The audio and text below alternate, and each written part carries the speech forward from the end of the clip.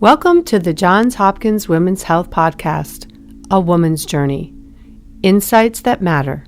I'm Kelly Gear-Ripken, and I invite you to listen to Johns Hopkins specialists discuss the latest topics in women's health. Now here's your host, Lillie Shockney. Hi, this is Lillie Shockney from A Woman's Journey at Johns Hopkins, and this is our podcast, Insights That Matter. Today, we are joined by urologist Marisa Clifton, who is an associate professor of urology and the director of women's health at the Brady Urological Institute. Today, we are discussing a woman's pelvic floor. Welcome, Dr. Clifton. Thank you, Lillie, for having me, and thank you to A Woman's Journey for allowing me to participate in this podcast. I'm very excited to be here. Well, we're happy to have you too. I understand that the American Journal of Obstetrics and Gynecology recently projected that the number of surgical patients for pelvic floor disorders will increase by 47%. So from about 210,000 in 2010 to 310,000 by 2050. For those listening who may not know, what do you mean when you say pelvic floor? Well, Lillie, that is a really great question. The pelvic floor is actually something that I think a lot of us don't even know exists. And what it is mostly muscle, but also other supportive ingredients that hold our organs inside. So we have the bony pelvis, and then muscles and fascia that hold and support everything internally. So as you can imagine, even though we can't see it, it's there. It has to be there. And it's incredibly important. And I think that this topic is so important because so many people don't even realize that the pelvic floor exists. And so we have a lot to learn about it. What sort of issues arise for women? The pelvic floor is incredibly important, as we just discussed, for men and for women. So it's not just a structure that exists in women, it's a structure that also exists in men. Now, in women, it has to do even more important things. For instance, if we think about it, we have to urinate through our pelvic floor. That means that we have to have control of the bladder, we have to have support of the bladder, we also have to birth babies, we also have to have bowel movements and defecate. And so the pelvic floor is very dynamic and it allows us to engage in all of those activities. And if there are problems with the pelvic floor or problems that exist because of having babies, lifting weights, those types of things, those issues can really be life-changing. You can have leakage of urine issues, urinary frequency and urgency. You can have where the organs actually lose their support and kind of come downward and can come through the vagina. That's called prolapse, pelvic organ prolapse.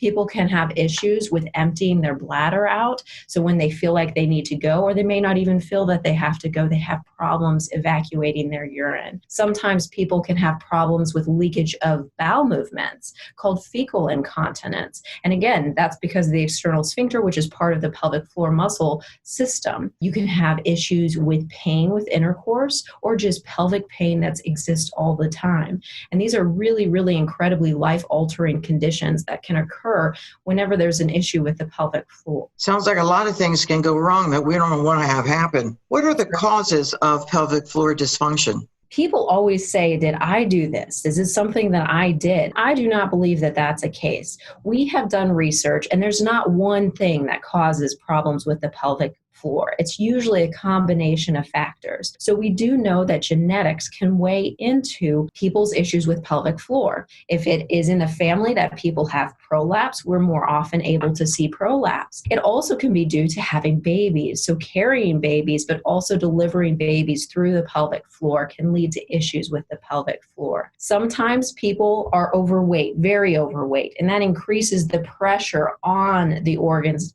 that are supported by the pelvic floor. And so those can cause issues. Sometimes it's the career and activities that we choose to do. Some patients do a lot of very heavy labor and manual labor, and that can also contribute. I also think that there's this component we don't think of quite as often, but it's iatrogenic, meaning that you come and see us as physicians and we do something to you and that causes a problem to happen.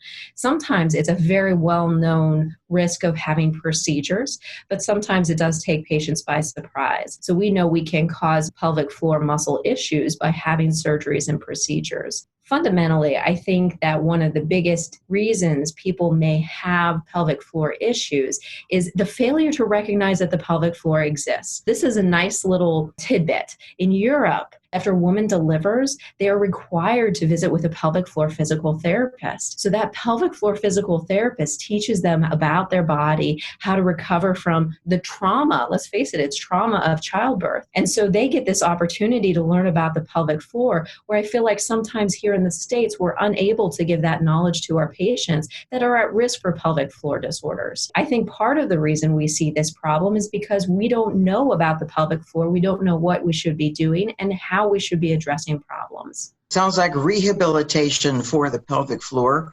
And maybe there's even some prehabilitation so we could head this off at the pass, perhaps. Are there any other symptoms that you haven't mentioned that are related to pelvic floor dysfunction? There are a wide array of symptoms. Patients can come to my office and be complaining as something as obvious as urinary incontinence or leakage of urine. That's pretty obvious. You're not going to miss that. They'll say, when I lift something heavy, I leak urine. Or if I'm bearing down, I can leak urine, or walking or exercising. And that's called stress incontinence. There's also the leakage when you feel like you have to go and you have to run to the bathroom and you can't make it in time. That's called overactive bladder. You can also have a little bit more subtle symptoms. Subtle symptoms being pain during intercourse or penetrative intercourse. That may be something that the patient will not volunteer, but it exists and affects their life. They blame it on being a woman or having endometriosis or something else going on. So you have to, as a physician, ask them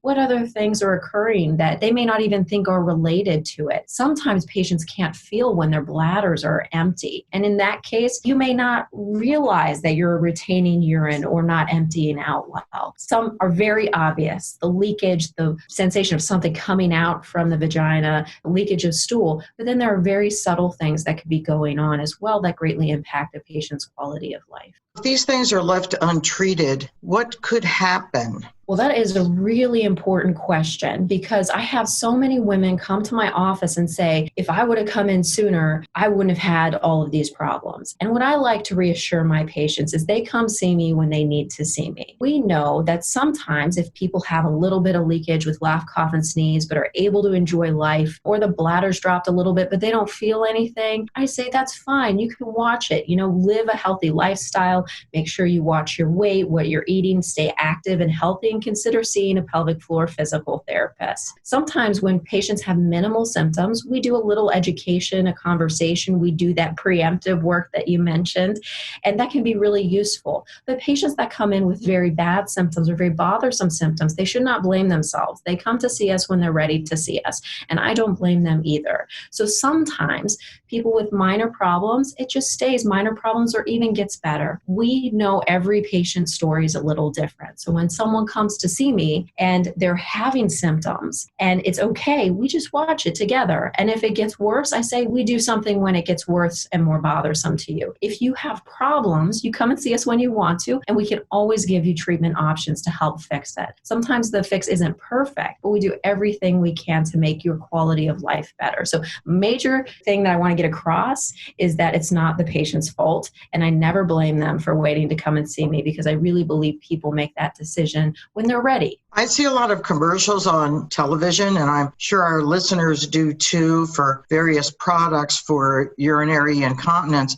And I feel like when I'm watching those commercials, it's as if they want to have this be normalcy. They want women to believe you should expect this, you should plan for this, there's no way to correct this, so please buy this product. And I certainly do think that that product, of whatever brand it might be, is certainly important because it is impacting the woman's quality of life. But I feel like there should be a footnote at the bottom that says, please don't just assume that you need to live this way forever, that there may be a way to manage this in a different way.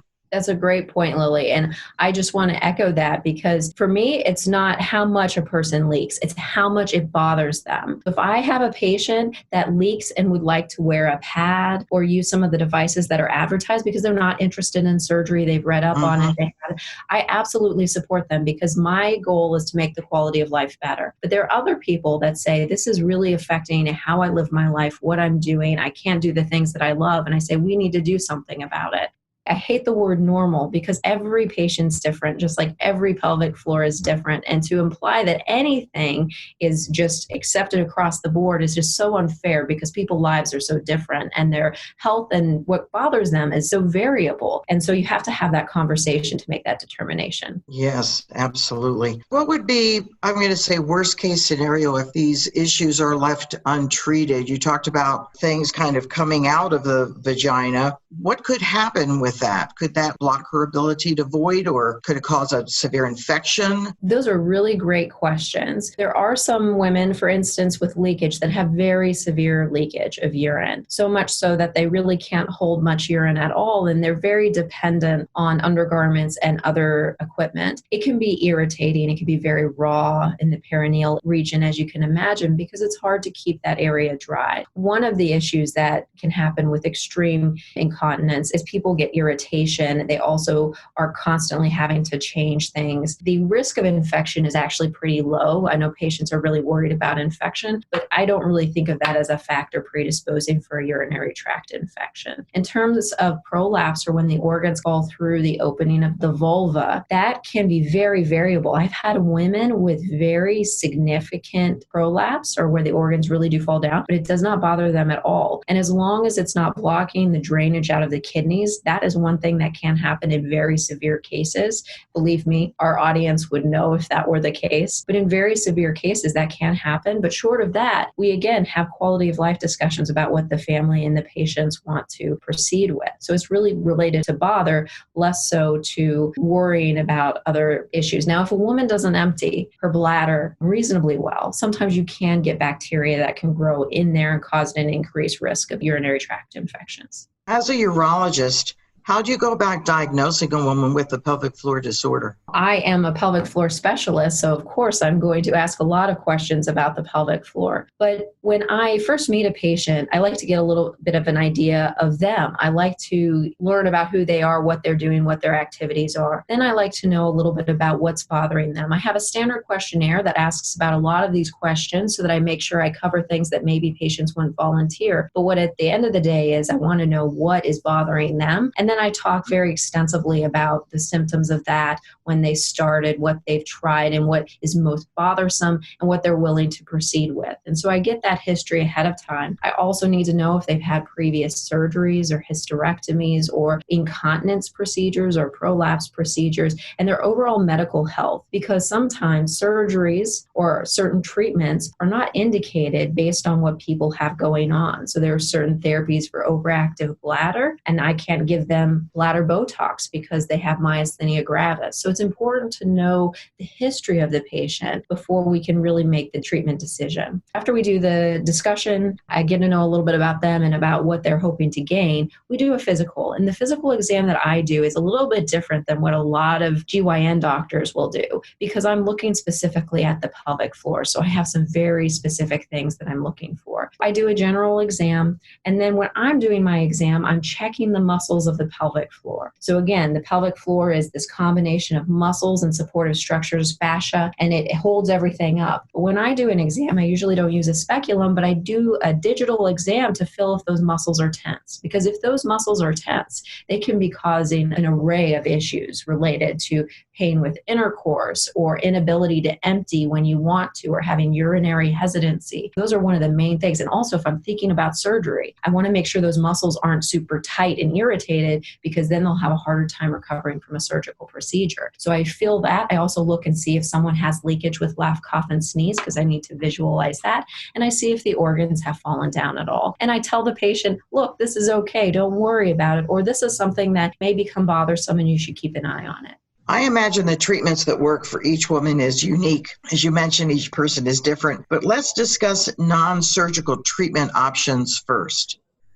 Well, I think this is great to start with non-surgical, because so often people come into my office and they say, give me a surgery or give me a pill and fix me. With the pelvic floor, as I've talked about, it's such a dynamic structure that it isn't just a one fix cures everything type of approach. So I really like approaching everything with a non-surgical treatment first. So if we're talking about leakage with laugh, cough, and sneeze, that's called stress incontinence. A lot of times we talk about doing physical therapy. I don't know if you've heard of Kegels or Kegel exercises. So that's where people think they're tightening their pelvic floor or they're tightening their muscles to try to strengthen them. Unfortunately, in studies, we've seen that if you and I, even me as a physician, try to do it without the training of a physical therapist, the chances we're going to get successful are very low. The chance of getting successful results really depends on being trained well by someone who's experienced and tells you exactly what to do. Because again, the pelvic floor is very complex. It's not just a simple, we squeeze our butt cheeks together and everything's okay. I always encourage people to actually meet a couple times with a physical therapist if they're considering physical therapy for stress incontinence. We are really lucky at Hopkins. We have some subspecialty trained physical therapists. They actually have a residency program for the physical therapist for pelvic floor, which is very exciting to me. But they're very subspecialized in their training. So they don't do shoulders and other things. They focus entirely on the pelvic floor. So they have just such a great knowledge of the pelvic floor and they're so helpful. Unfortunately, for stress incontinence, though, people say, give me a pill. It does not work. There is no FDA-approved medication for the treatment of stress urinary incontinence. So physical therapy or some of the other device inserts that you see on the TV are options for that type of leakage, but medicine is not. When we think about overactive bladder, which is when you got to run to the bathroom and you can't make it sometimes, there are also non-surgical treatments. In fact, a lot of it is non-surgical treatment. Those include physical therapy, but a different type of pelvic floor physical therapy, not the Kegel exercises or the strengthening of the sphincter, but more a suppression of the urge to run to the bathroom and a lot of dietary modifications as well. That is something that they're, again, very skilled at doing within our physical therapy department, and they help women to achieve their goals. Now, for overactive bladder, we do have the option of different types of medications. There are two different classes that we can prescribe, one that's been around for decades but has some side effects that aren't so great, and a newer class of medications that has shown promise, but sometimes we have issues with insurance coverage. I would like to echo, though, with both these types of incontinence, one way that women right now that are listening can help with those issues is actually weight reduction. We see even a small percentage of weight reduction greatly improve symptoms of not only stress urinary incontinence, but overactive bladder. That's something that you can do on your own even before you see a specialist. When we talk about the organs falling downward or pelvic organ prolapse, you can try physical therapy, but really prolapse happens not because the muscles are loose, but because the fascia and the support ligaments are loose. And so once they've kind of gotten loose, you can't really tighten them up quite the same. But there are options. So you can do a little bit of physical therapy to help with some sensation issues. But we do things called pessaries, which are little inserts that we put into the vaginal canal that support the organs. And that can be a great option for people that just have symptomatic prolapse when they're running or when they're exercising, or women that just really want to avoid surgery. Those are all things that we can do for prolapse, but we don't have a magic pill either. So medications don't work for that condition. When we talk about pelvic floor pain or pain during intercourse, I think one of the most important issues is a good conversation with a care professional, whether that be an APP or a physician or even our pelvic floor physical therapist, to really learn about that and how to manage that. The pelvic floor physical therapy, completely different than what the other types of pelvic floor physical therapy we talked earlier. This is a relaxation type of technique. We teach them how to relax the muscles that have never been able to be relaxed. And sometimes it requires massage where our therapist is actually rubbing out those tight muscles to relax them. Doing those things first, I think, are fundamental. And of course, because of vaginal dryness that may happen after menopause, considering vaginal estrogen treatments. And there's new exciting literature out there today saying that it actually is very safe and effective. So women that are worried about increased risks of breast cancer, blood clots, stroke associated with some of the studies previously with estrogen, we now know that maybe vaginal estrogen is actually very safe, effective, and can greatly improve patients' quality of life. I briefly mentioned fecal incontinence, so leakage of the bowel movements. That is something that you can actually get better with a little bit of physical therapy and some dietary modifications if you're not interested in surgery. So I think we talked about a lot of different conditions that can occur, but there's a lot that you can do that isn't a surgery, and you can do this first before surgery. If it is necessary or needed, or the patient says, I want to really fix this surgically, what would some of those surgical procedures be? There is a lot that we can do surgically. Just like I mentioned for the non-surgical treatments, I'll talk about some surgical options. For stress urinary incontinence or leakage with laugh, cough, and sneeze, again, that can't be treated with a medicine, but you can do physical therapy and some of the inserts. Surgical treatment, there are variable options out there. Interestingly enough, they're doing stem cell injections into the sphincter muscle. That is under clinical trial right now, so it's not widely available, but I think stem cells may be something in the future. But Wow. It's a pretty interesting aspect, but we've seen some good results. So hopefully in the future, that may be an option for my patients. But we do have something that's called a bulking agent, where we inject synthetic material around the urethra tube to kind of bulk it up. Unfortunately, this therapy works less well, and at 2 years, about 50% of patients have recurrence of their stress incontinence. So if I have a patient that maybe wants the minimally invasive approach or is a little bit older, this may be an option for them. But for my younger patients, I tend not to proceed with that quite as often. So then we're thinking about other surgeries. And so one of the mainstays of surgery is the sling. A sling is basically a piece of tissue or synthetic material that's put underneath the urethra tube to help support it, to replicate the support that has been lost. Most commonly performed procedure in the United States is actually the synthetic mid-urethral sling. And people say, oh my goodness, that's synthetic. Is that mesh? Well, yes, it actually is mesh. It's a very small piece of mesh that's put underneath the urethra tube that supports the urethra with laugh, cough, and sneeze. It's an outpatient procedure. It takes about an hour, and you can go home the same day, usually without a catheter in place. People worry about it because it's mesh, but mesh is used throughout the body in a lot of different ways. And I tell my patients, it's not so much the material, it's how it's placed and maybe who places it. And I strongly encourage them to proceed with someone who's experienced in placing it and has looked and ruled out pelvic floor muscle spasm and tension before placing it and those types of things. Now, there are patients that just say, I do not want any synthetic materials, and we could actually harvest a piece of their own strength layer of their abdominal wall called fascia and create a sling. And that's called an autologous pubovaginal sling. And so you could harvest it from the abdominal wall, from the side of the thigh, and you use that as your own tissue to support the urethra tube. And that is also something that we do. It does require a little bit more of a recovery and sometimes some issues emptying out the bladder, but it's a great option for the patient that really wishes to proceed with it. For overactive bladder, which is that I have to run to the bathroom, I can't make it in time, those treatments are a lot more diverse, and they're actually very interesting because they work in different ways. Our audience may be familiar with something called Botox, botulinum toxin A, and basically we use that cosmetically or sometimes for tension headaches, muscle spasms, those types of things. So we are actually able to inject this throughout the bladder to calm the bladder down, giving you more time to go to the bathroom. So in someone who can't tolerate medicines, or they don't like the medicines, or the medicines don't work well enough, we can do this bladder injection every 6 months to maybe every year, depending on when patient symptoms return. And we can do this in the office. So it's actually really nice. And the patients that do well with it do very well, and they like to proceed. There is a chance, though, that the Botox works too well and you can't pee well afterwards. That's a small risk. It's about 6% of patients, but it can occur. Then there's this really interesting technology. It's called a sacral neuromodulation system. And what that is you put a little lead along the end bit of one of the nerves that go to the bladder, and it stimulates the nerve consistently. And what it is thought to do is actually reprogram that nerve that's going to the bladder. This therapy works really well for overactive bladder, and you do have to have a little battery put in your bottom. The battery is good for about 5 years. There are a couple of systems available, but now both are available in MRI compatible formats. So we can now use this device with patients that require MRIs. So we're very excited about this. And it's a low risk procedure. Basically, the only risk is the risk of a device infection, and that would just be to remove it. It's a very safe procedure and a good option. And when you say a battery in your bottom, can you explain that a little further? I'm picturing probably not what you're saying. Probably not.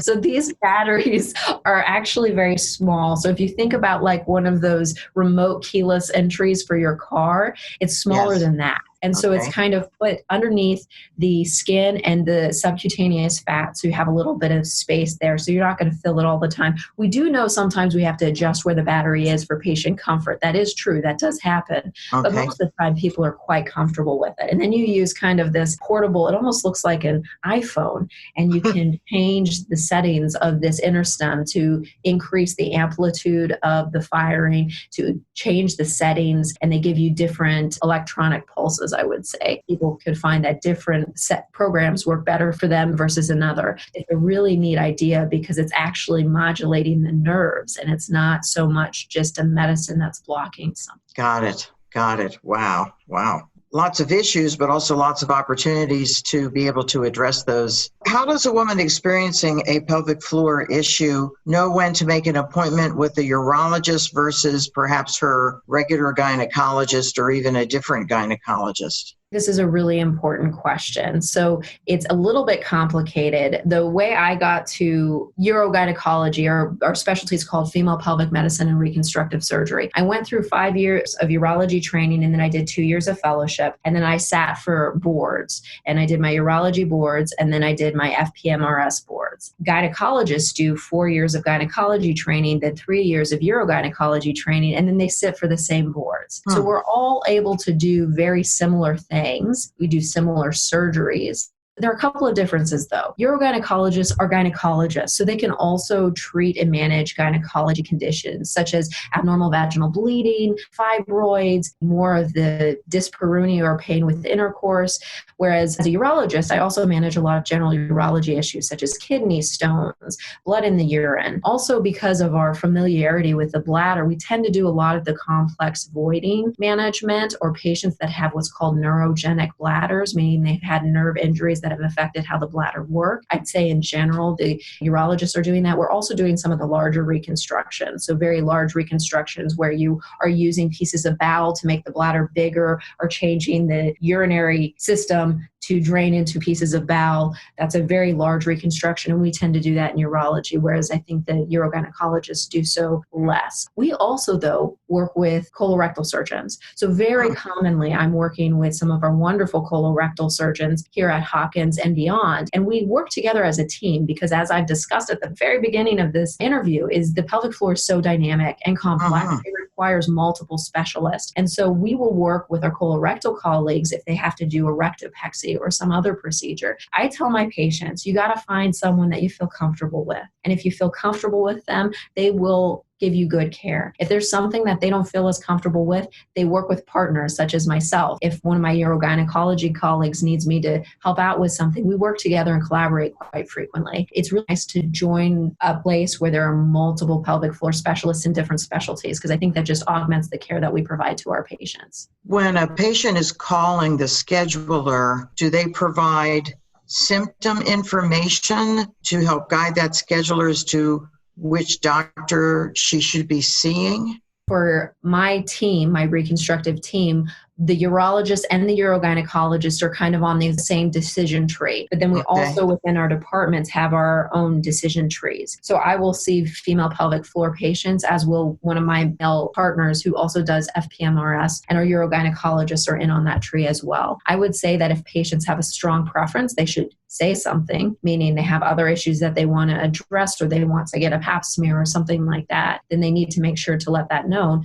But I really think, especially in a place where there's a multidisciplinary approach to female pelvic floor, they're going to get to the place where they need to be, even if they don't have all of the answers when they call. About 10 years ago, when A Woman's Journey was held in Florida, I happened to be speaking there at that time as a keynote speaker. And on the agenda, one of the options for women attending was to be able to listen to a Hopkins physician talk about urinary incontinence. I poked my head in to see how things were going in that room, and there was only 2 or 3 women in the room. This was a room designed to hold 200 people. I thought that was kind of odd.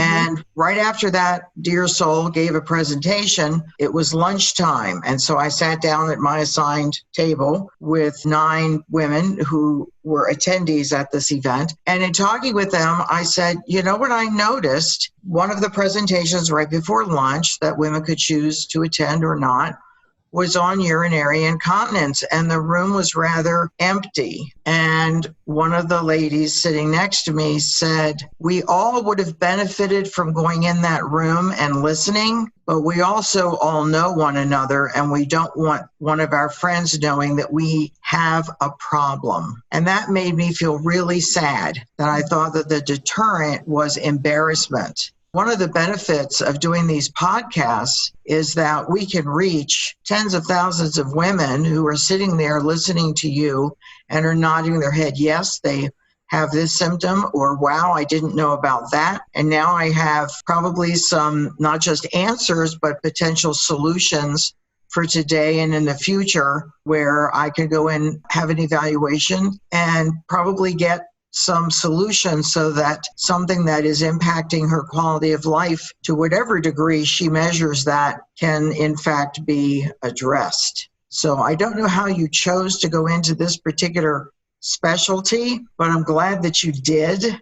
And I will speak on behalf of all of the listeners to let them know that your calmness, your compassion, your at ease and able to have such a conversation with me, I think will take some of the anxiety out of women that are trying to decide, should I go, should I not go?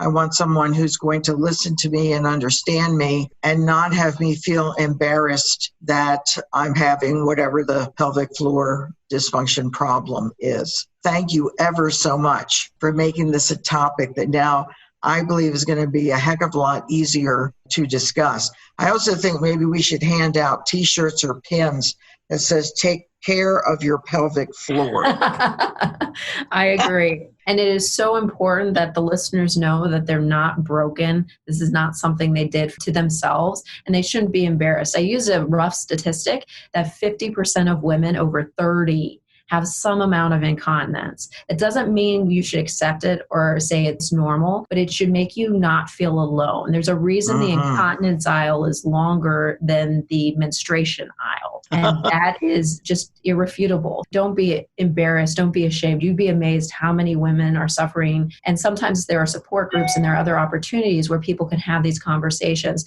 But for me, I've had 3 kids. I know what some of these issues are. And so I can relate, I think, in a way sometimes other urologists can't relate. But that's a discussion for a different day. So, well, thank you very much, Dr. Clifton, for joining us today. I have learned a lot. I know that our listeners have also learned a lot, and I hope that your scheduling office phone starts ringing and solutions start coming forth. Thank you. Thank you for having me. Thank you for listening to A Woman's Journey podcast. Join me, Kelly Gear-Ripken, and your host, Lillie Shockney, with a variety of Johns Hopkins experts on the first Thursday of each month to learn about medical advances in women's health. A Woman's Journey is grateful for the unrestricted educational grants from HRH Foundation and Keswick Wise and Wellness Center that support our podcast series, Insights That Matter. For more information about A Woman's Journey, visit our website, hopkinsmedicine.org/awomansjourney. Like us on Facebook and Twitter, and visit our website at hopkinsmedicine.org/awomansjourney. Until next time, stay well.